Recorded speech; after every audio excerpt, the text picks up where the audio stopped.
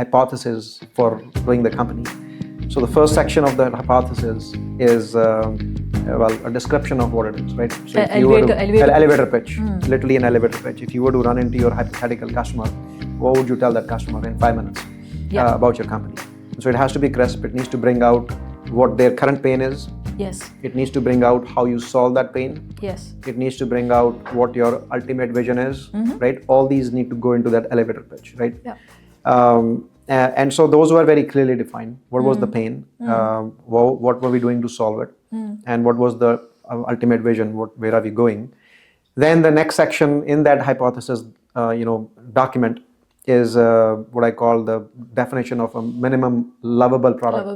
I don't like calling it a minimum viable product because who knows what's viable, right? Lovable is more easy to understand. It's what the customers would love. And so you crisply define that. Here are the features. And then the third section is about why do you think this company would succeed? So you better have some strong reasons, right? So in the case of Nutanix, for example,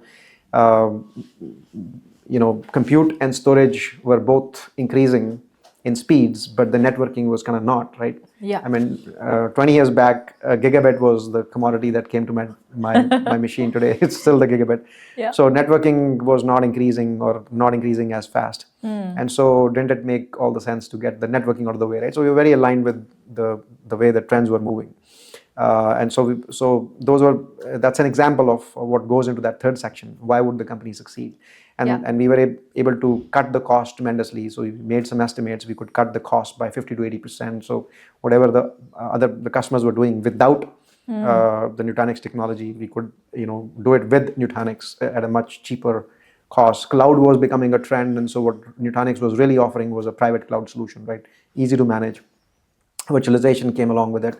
So lots of things to like. And the last section is, why would the company not succeed? Like, what would the naysayers say? Yeah. Right. So you get all the blind spots covered. Exactly. And so you need to have a rebuttal, an objective rebuttal for why what the naysayers are saying is wrong.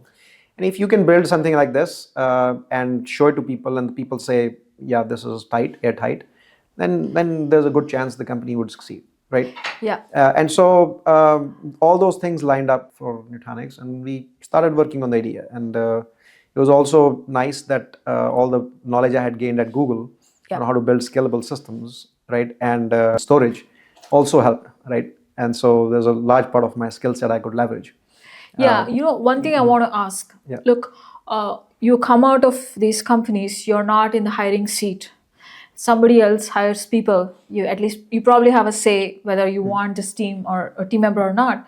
But then here you are in Nutanix, you're hiring people, you're paying them. You're keeping an account of what happens to the investor's money or your bootstrapped fund, whatever that is.